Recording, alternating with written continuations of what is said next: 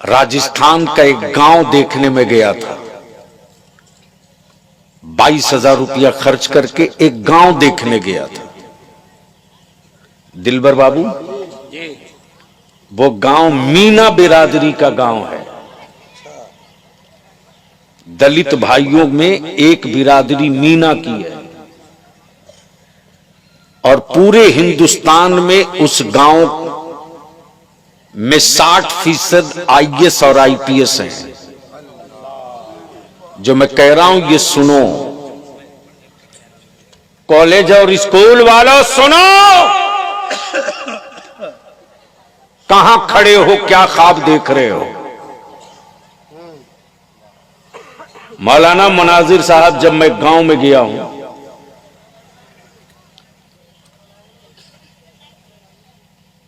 झालवार के करीब है ये, तो मुझको लगा कि मैं जरा उस गांव को देखूं जहां आईएएस और आईपीएस पैदा होते हैं।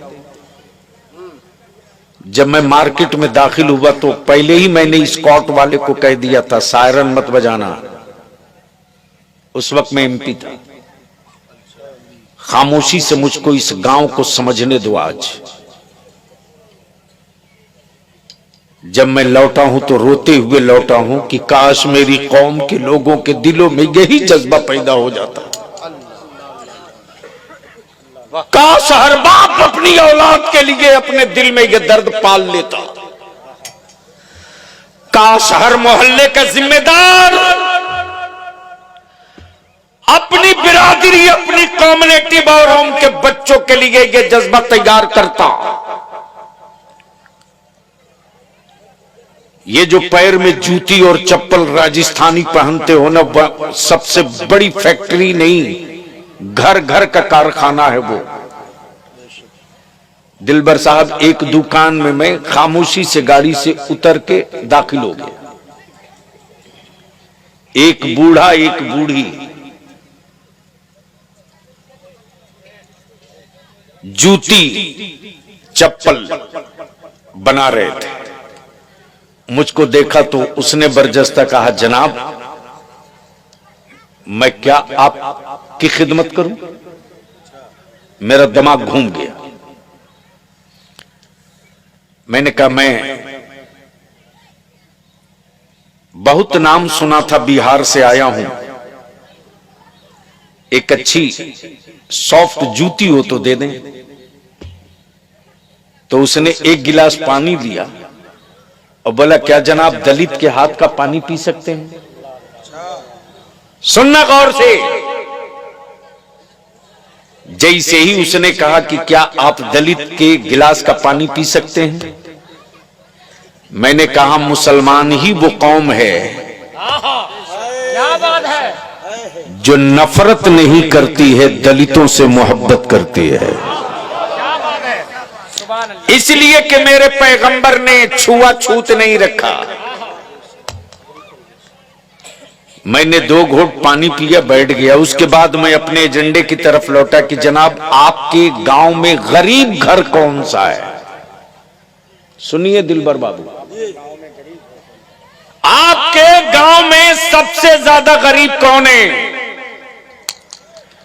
उस बूढ़े ने जवाब दिया, मेरे पूरे कस्बे में सबसे बड़ा गरीब वो है जिसका बेटा डीएसपी है।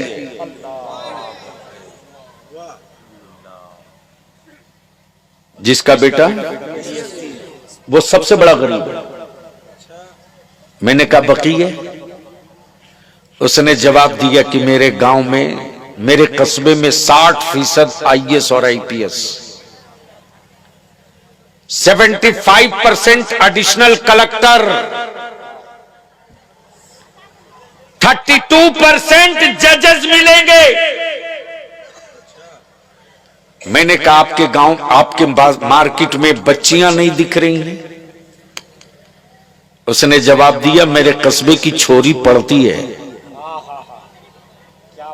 हम रिटायर्ड हैं, हम रिटायर्ड हैं, हम अपने बाप दादा के पेशा को जिंदा रखें। बलिया भी तुझसे आखिरी बात कहता है, वो तुझे याद नहीं रे। तुझे याद नहीं जब पटुआ का साग और रोटी और भात खा करके बाप दादा ने जिंदगी बिता दी, लेकिन जमीन का कोई टुकड़ा नहीं बेचा। जी चाहता था अच्छा खाएं, लेकिन नहीं खाए। जी चाहता था अच्छा कपड़ा पहने, नहीं पहने।